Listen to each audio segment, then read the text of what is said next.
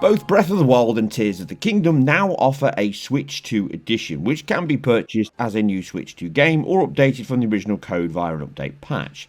Now this can be purchased for $10 or for free if you have the Nintendo Online Plus Extras membership. So is this Link to the Past update an Ocarina of the Ages? Let's find out.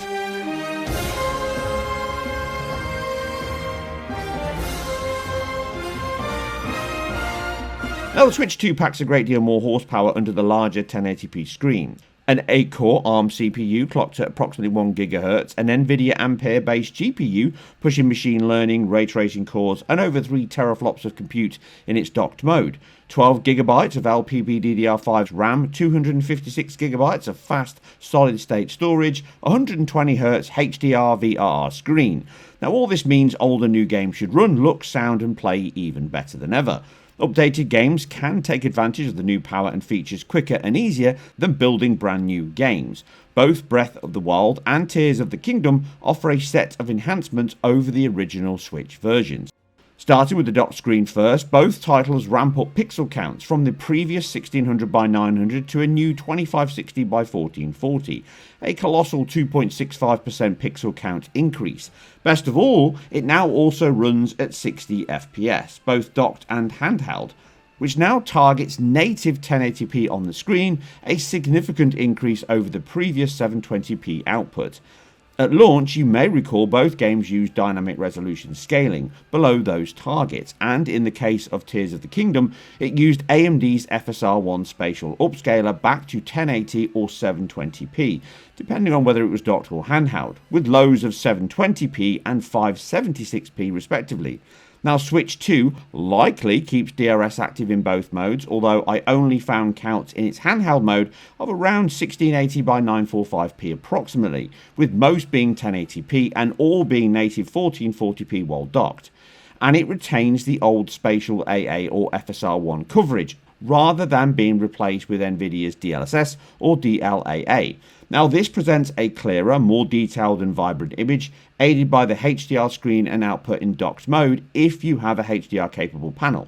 But the biggest improvement comes from resolution. Like many engines, this increases level of detail, which means the game renders more geometry at all times, more grass, high level of detail on objects, improved textures, geometry on the ground, which is all superior in both Breath of the Wild and Tears of the Kingdom.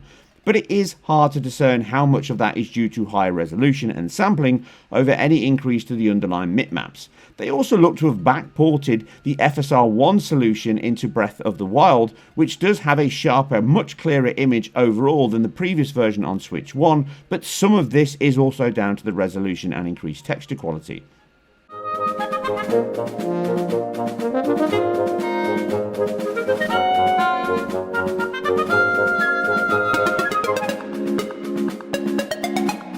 Anisotropic filtering is better, but not drastically, so possibly due to improved resolution and textures only.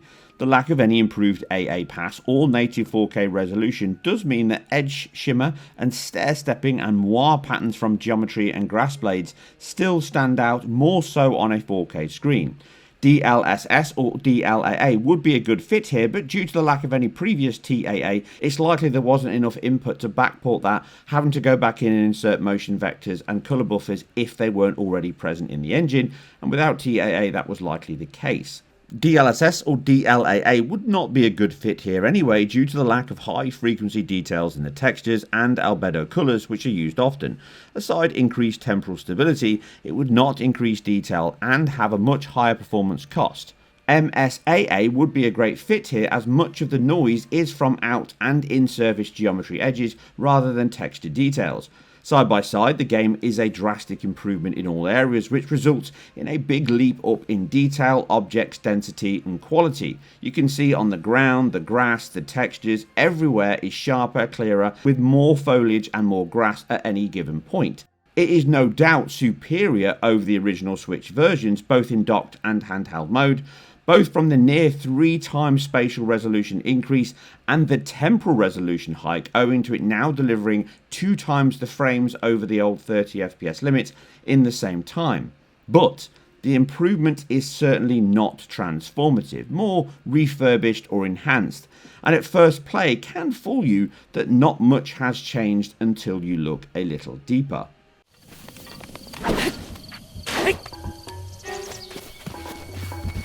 Now, taking the more demanding of the two titles, Tears of the Kingdom, on the original Switch, the game could drop frames often in certain scenarios.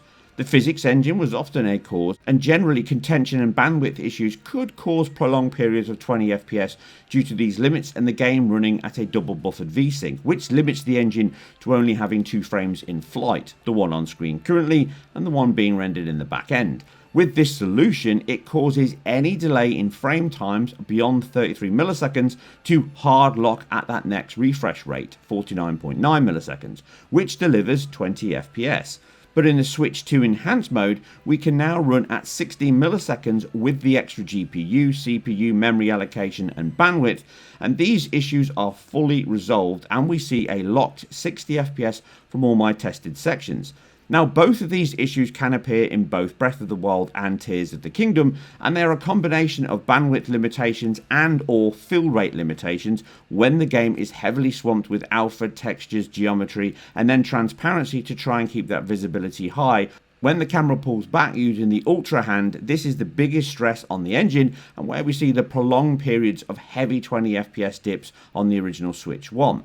We see points in this also in Breath of the Wild, but here on the Switch 2, both games never drop any frames, both in their docked and handheld modes from all my tests.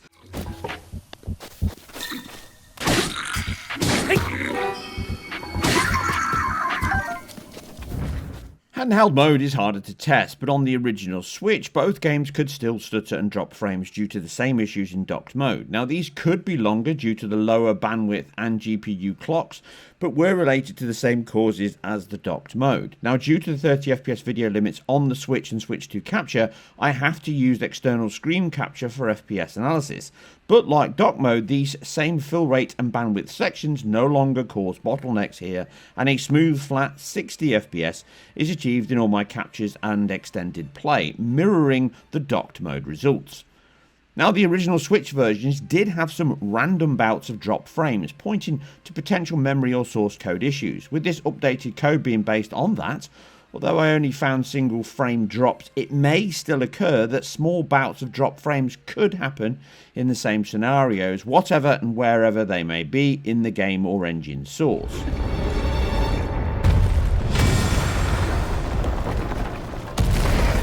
The original Switch launched in 2016, and even at launch the hardware was behind the then 3-year-old PS4 and Xbox One. But from the skill and ingenuity of Nintendo and other developers, it delivered stunning, vast, beautiful games that pushed the machine to the limits. Breath of the Wild and Tears of the Kingdom were two such titles that were driven by exceptional art, passion and ingenuity that belied the hardware. These Switch 2 remasters offer little more than the basics we have come to expect: higher resolutions, faster frame rates, improved details, a richer world and faster loading. And at times it can be 3 times the level of performance and nearly 3 times the resolution, which is a 6x increase over the previous versions.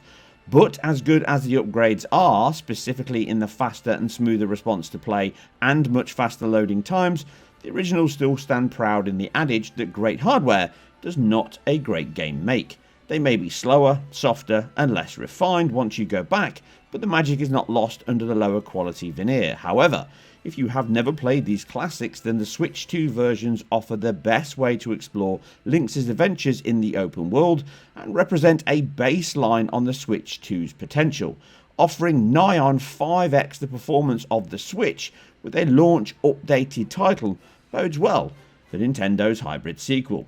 And that's it for all things mobile, graphics and performance related Switch action. If you like what we do here on IGN Performance Reviews, then keep it IGN and we'll catch you on the next one. When the beast regains its true power, this world will face its end.